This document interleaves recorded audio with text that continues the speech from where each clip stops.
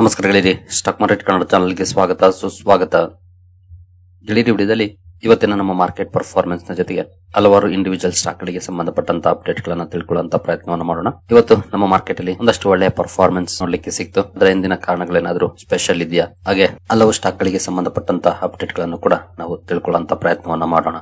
ಮೊದಲಿಗೆ ಡಿಸ್ಕ್ಲೇಮರ್ ಕೊಡ್ಲಿಕ್ಕೆ ಇಷ್ಟಪಡ್ತೀನಿ.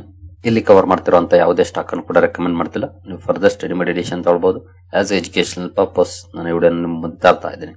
ಹಾಗೆ ನಮ್ಮ ತರಬೇತಿ ಕಾರ್ಯಕ್ರಮದಲ್ಲಿ ನಿಮ್ಗೆ ಏನಾದ್ರೂ ಇಂಟ್ರೆಸ್ಟ್ ಇದ್ರೆ ಇಮೇಲ್ ಮೂಲಕ ಸಂಪರ್ಕ ಮಾಡಬಹುದು.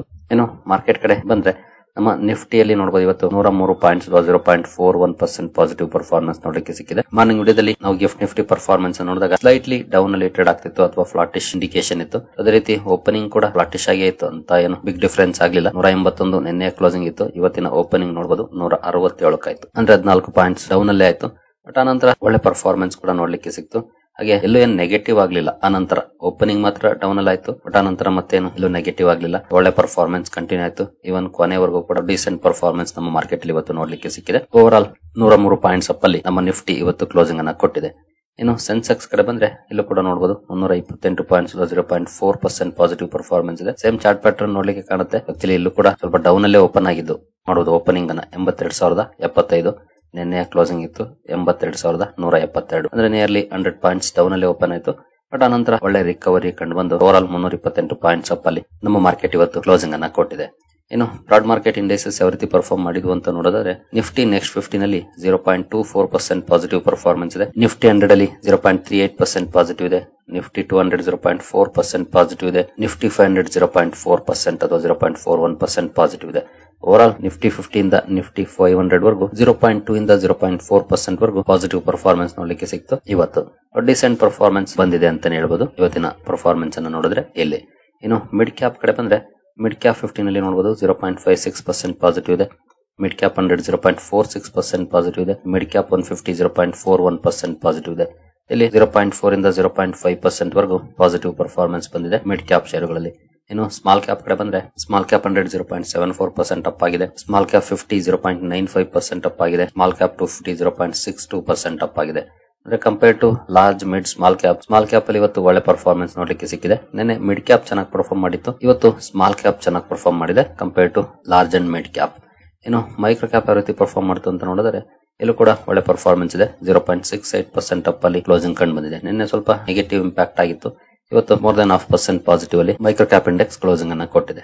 Over all small cap, mid cap, large cap ಮೂರು ಕೂಡ ಅಥವಾ ಮೈಕ್ರೋ ಕ್ಯಾಪ್ 4 ಸೇರಿಸಿದ್ರು ಕೂಡ ಎಲ್ಲ ಕಡೆ ಒಂದಷ್ಟು ಪಾಸಿಟಿವ್ ಪರ್ಫಾರ್ಮೆನ್ಸ್ ಇವತ್ತು ನೋಡ್ಲಿಕ್ಕೆ ಸಿಕ್ಕಿದೆ. ಇನ್ನು ಸೆಕ್ಟೋರಲ್ ಇಂಡೈಸಸ್ ಗಳ ಪರ್ಫಾರ್ಮೆನ್ಸ್ ನೋಡಿದ್ರೆ ನಿಫ್ಟಿ ಬ್ಯಾಂಕ್ ಅಲ್ಲಿ ನೋಡಬಹುದು ಒಳ್ಳೆ ಪರ್ಫಾರ್ಮೆನ್ಸ್ ನೋಡ್ಲಿಕ್ಕೆ ಸಿಕ್ಕಿದೆ. ಇವತ್ತು 0.74% ಅಪ್ ಆಗಿದೆ. ಫೈನಾನ್ಷಿಯಲ್ ಸರ್ವಿಸಸ್ ಕೂಡ ಡಿಸೆಂಟ್ ಪರ್ಫಾರ್ಮೆನ್ಸ್ ಅನ್ನ ಮಾಡಿದೆ. 0.44% ಅಪ್ ಆಗಿದೆ. ನಂತರ ನಿಫ್ಟಿ ಆಟೋ 0.5% ಅಪ್ ಆಗಿದೆ. ಇವತ್ತು FMCG ನಿಯರ್ಲಿ 0.5% ಅಪ್ ಆಗಿದೆ. ಐಟಿ ಫೋಕಸ್ ಅಲ್ಲಿ ಇವತ್ತು ಫ್ಲಾಟಿಶ್ ಪರ್ಫಾರ್ಮೆನ್ಸ್ ಇದೆ. ಎಸ್ಪೆಷಲಿ ಇವತ್ತು ಐಟಿ ಸೆಕ್ಟರ್ ನ ಮೇಲೆ ಮಾರ್ಕೆಟ್ ಕಣ್ಣಿತ್ತು. ಯಾಕೆಂತಂದ್ರೆ ನಿನ್ನೆ TCS ರಿಸಲ್ಟ್ ಅನ್ನು ಅನೌನ್ಸ್ ಮಾಡಿತ್ತು. ಹಾಗಾಗಿ ನೆಗೆಟಿವ್ ಇರುತ್ತಾ ಪಾಸಿಟಿವ್ ಇರುತ್ತಾ ಅಂತ ಫ್ಲಾಟಿಶ್ ಇದೆ. ಅಂದ್ರೆ ಇಲ್ಲಿ ನೆಗೆಟಿವ್ ಇಲ್ಲ ಅಥವಾ ಪಾಸಿಟಿವ್ ಇಲ್ಲ, ಆ ರೀತಿ ಫ್ಲಾಟಿಶ್ ಪರ್ಫಾರ್ಮೆನ್ಸ್ ಇವತ್ತು ಐಟಿ ಸೆಕ್ಟರ್ ಅಲ್ಲಿ ನೋಡ್ಲಿಕ್ಕೆ ಸಿಕ್ಕಿದೆ. ಮೀಡಿಯಾ 0.27% ಅಪ್ ಆಗಿದೆ. ಮೆಟಲ್ ಡೌನ್ ಇದೆ 0.91%. ನಿನ್ನೆ ಒಂದಷ್ಟು ಪಾಸಿಟಿವ್ ಪರ್ಫಾರ್ಮೆನ್ಸ್ ಇತ್ತು, ಇವತ್ತು ಡೌನ್ ಆಗಿದೆ. ಫಾರ್ಮಾದಲ್ಲಿ ಒಳ್ಳೆ ಪರ್ಫಾರ್ಮೆನ್ಸ್ ನೋಡ್ಲಿಕ್ಕೆ ಸಿಕ್ಕಿದೆ. 1.29% ಅಪ್ ಆಗಿದೆ. PSU ಬ್ಯಾಂಕ್ ಗಳು ಪರ್ಫಾರ್ಮ್ ಮಾಡಿದೆ. ಇವತ್ತು 1.67% ಅಪ್ ಆಗಿದೆ. ಪ್ರೈವೇಟ್ ಬ್ಯಾಂಕ್ 0.89% ಪಾಸಿಟಿವ್ ಆಗಿದೆ. ರಿಯಾಲಿಟಿ ಚೆನ್ನಾಗಿ ಪರ್ಫಾರ್ಮ್ ಮಾಡಿದೆ. 1.67% ಅಪ್ ಆಗಿದೆ. ಹೆಲ್ತ್ ಕೇರ್ 1% ಅಪ್ ಆಗಿದೆ. ಕನ್ಸ್ಯೂಮರ್ ಡ್ಯೂರಬಲ್ಸ್ 0.88% ಅಪ್ ಆಗಿದೆ. ಆಯಿಲ್ ಅಂಡ್ ಗ್ಯಾಸ್ ಫ್ಲಾಟ್ ಇದೆ ಪರ್ಫಾರ್ಮೆನ್ಸ್.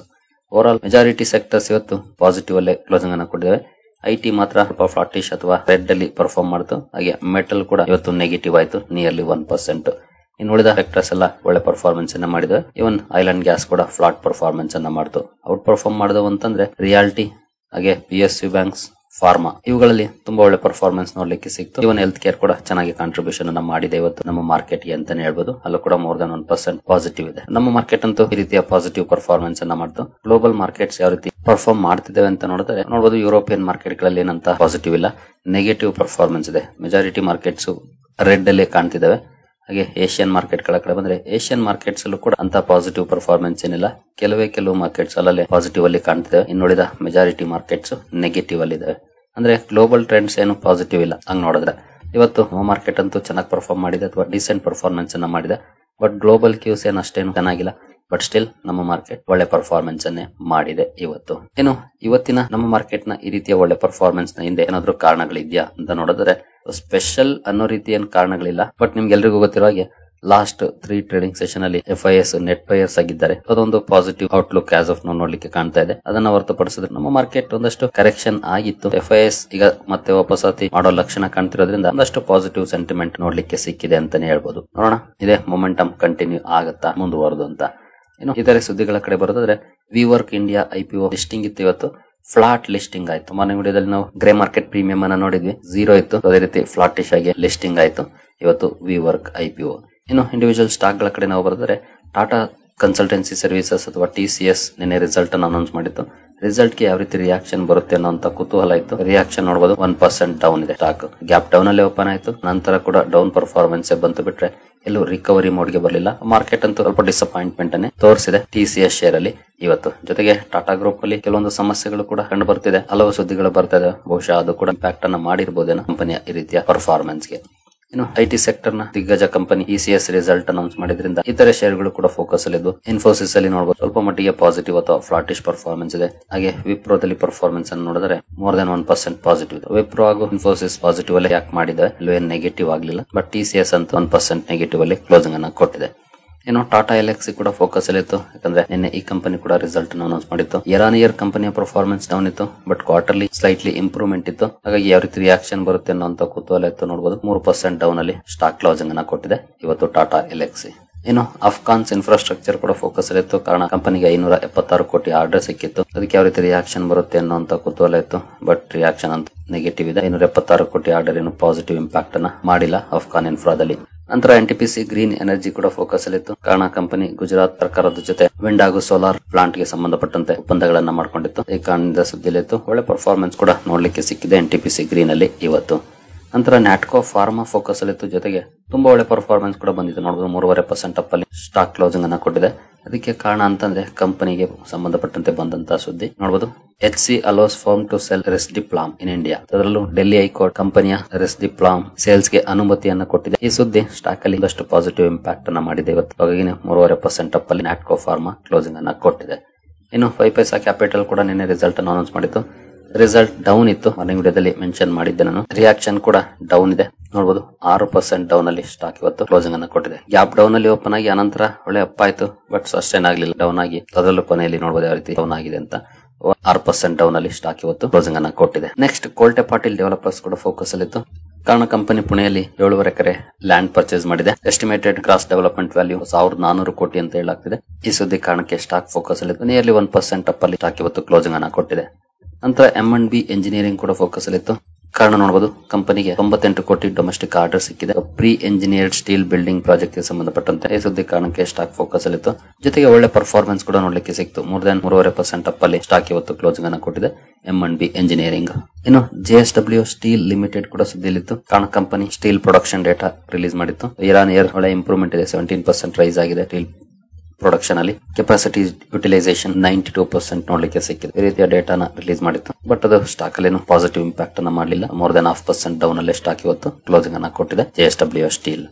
ನಂತರ ಸೋಲಾರಿಯಂ ಗ್ರೀನ್ ಎನರ್ಜಿ ಸ್ಟಾಕ್ ಫೋಕಸ್ ಅಲ್ಲಿತ್ತು. ಜೊತೆಗೆ ಒಳ್ಳೆ ಪರ್ಫಾರ್ಮೆನ್ಸ್ ಕೂಡ ನೋಡ್ಲಿಕ್ಕೆ ಸಿಕ್ತು. 4.5% ಅಪ್ ಅಲ್ಲಿ ಸ್ಟಾಕ್ ಇವತ್ತು ಕ್ಲೋಸಿಂಗ್ ಅನ್ನ ಕೊಡ್ತು. ಇದಕ್ಕೆ ಪ್ರಮುಖ ಕಾರಣ ಅಂತಂದ್ರೆ ನೋಡಬಹುದು company September share holding data release ಆಗಿದೆ. ಅದರಲ್ಲಿ ಮುಕುಲ್ ಅಗರ್ವಾಲ್ ಅವರ ಹೆಸರು ಅಪಿಯರ್ ಆಗಿದೆ. ಮೋರ್ ದನ್ 2% ಹೋಲ್ಡಿಂಗ್ ಮೂಲಕ ನೋಡಬಹುದು 2.88% ಹೋಲ್ಡಿಂಗ್ ನೋಡ್ಲಿಕ್ಕೆ ಸಿಗ್ತಾ ಇದೆ. ಅಂದ್ರೆ ಸೆಪ್ಟೆಂಬರ್ ಕ್ವಾರ್ಟರ್ ಮುಕುಲ್ ಅಗರ್ವಾಲ್ ಅವರು ಇದರಲ್ಲಿ ಸ್ಟೇಕ್ ಅನ್ನ ತಗೊಂಡಿದ್ದಾರೆ. ಈ ಸುದ್ದಿ ಬಂದ ಮೇಲೆ ಸ್ಟಾಕ್ ಅಲ್ಲಿ ಒಳ್ಳೆ ಪರ್ಫಾರ್ಮೆನ್ಸ್ ಕೂಡ ನೋಡ್ಲಿಕ್ಕೆ ಸಿಕ್ಕಿದೆ ಸೋಲಾರಿಯಂ ಗ್ರೀನ್ ಎನರ್ಜಿನಲ್ಲಿ. ತುಂಬಾ ಜನ ಇನ್ವೆಸ್ಟರ್ ಗಳನ್ನ ಬ್ಲೈಂಡ್ಲಿ ಫಾಲೋ ಮಾಡ್ತಾರೆ. ಅಂತವರು ಬಹುಶಃ ಸ್ಟೇಕ್ ಅನ್ನ ತಗೊಂಡಿರಬಹುದು. ಬ್ಲೈಂಡ್ಲಿ ಫಾಲೋ ಮಾಡೋದಕ್ಕಿಂತ ಕಂಪನಿಗಳನ್ನ ಸ್ಟಡಿ ಮಾಡಬೇಕು. ಯಾಕೆ ಅವರು ಇದನ್ನ ಚೂಸ್ ಮಾಡಿದ್ರು, ಅದರಿಂದ ಏನಾದ್ರು ಕಾರಣ ಇದೆಯಾ, ಇದೆಲ್ಲವನ್ನ ತಿಳ್ಕೊಂಡು ಅದರಲ್ಲಿರುವಂತಹ ರಿಸ್ಕ್ ಅನ್ನ ಅರ್ಥ ಮಾಡ್ಕೊಂಡು ಡಿಸಿಷನ್ ತಗೊಂಡ್ರೆ ಬಹುಶಃ ಅದು ಗುಡ್ ಮೂವ್ ಆಗುತ್ತೆ. ಏನೋ ಕೆಪಾಸಿಟಿ ಇನ್ಫ್ರಾ ಪ್ರಾಜೆಕ್ಟ್ಸ್ ಕೂಡ ಸುದ್ದಿಯಲ್ಲಿತ್ತು. ಕಾರಣ ನೋಡಬಹುದು ಕಂಪನಿಗೆ 5.4 ಬಿಲಿಯನ್ ರೂಪೀಸ್ ಆರ್ಡರ್ ಸಿಕ್ಕಿದೆ. ಅಂದ್ರೆ 540 ಕೋಟಿ ಆರ್ಡರ್ ನ ಕಾರಣಕ್ಕೆ ಸ್ಟಾಕ್ ಫೋಕಸ್ ಅಲ್ಲಿತ್ತು. ಒಳ್ಳೆ ಪರ್ಫಾರ್ಮೆನ್ಸ್ ಕೂಡ ನೋಡ್ಲಿಕ್ಕೆ ಸಿಕ್ಕಿದೆ ಕೆಪಾಸಿಟಿ ಇನ್ಫ್ರಾದಲ್ಲಿ. ನಂತರ ನಾಲೆಡ್ಜ್ ಮರೈನ್ ಅಂಡ್ ಇಂಜಿನಿಯರಿಂಗ್ ಕೂಡ ಫೋಕಸ್ ಅಲ್ಲಿತ್ತು. ಕಾರಣ ನೋಡಬಹುದು ಕಂಪನಿಗೆ 127 ಕೋಟಿ ಆರ್ಡರ್ ಸಿಕ್ಕಿದೆ. ಈ ಆರ್ಡರ್ ನ ಕಾರಣಕ್ಕೆ ಸ್ಟಾಕ್ ಫೋಕಸ್ ಅಲ್ಲಿತ್ತು. ಇಲ್ಲೂ ಕೂಡ ಡೀಸೆಂಟ್ ಪರ್ಫಾರ್ಮೆನ್ಸ್ ಬಂದಿದೆ ಇವತ್ತು. ಸರಿ ಗೆಳೆಯರಿ, ಈ ಎಲ್ಲ ಅಪ್ಡೇಟ್ಸ್ ನಿಮ್ಗೆ ಇಷ್ಟ ಆಗಿದೆ ಅನ್ಕೊಳ್ತೀನಿ. ಮುಂದಿನ ವಿಡಿಯೋದಲ್ಲಿ ಸಿಗೋಣ. ಅಲ್ಲಿವರೆಗೂ ಜೈ ಹಿಂದ್, ಜೈ ಕರ್ನಾಟಕ.